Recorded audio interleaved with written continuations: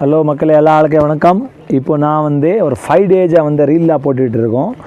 இதில் ஒரு மாடலில் நம்ம போட்டுகிட்டு இருக்கோம். நீங்கள் பார்த்துருப்பீங்க. தீபாவளி இப்போ தான் முடிஞ்சிருக்கேன். அதனால தான் ஒரு 5 பீஸ் நீங்கள் கடையில் கூட பர்ச்சேஸ் பண்ணிக்கிறலாம். இப்போ ஒரு வெரைட்டி பார்த்தீங்கன்னா, ஒரு நாள் நம்ம டாப்ஸ் போடுவோம், ஒரு நாள் நம்ம சேலை போடுவோம், ஒரு நாள் நம்ம லெகின்ஸ் போடுவோம். இதெல்லாம் மாடல் அடுத்தடுத்து வந்துகிட்டே இருக்கும்.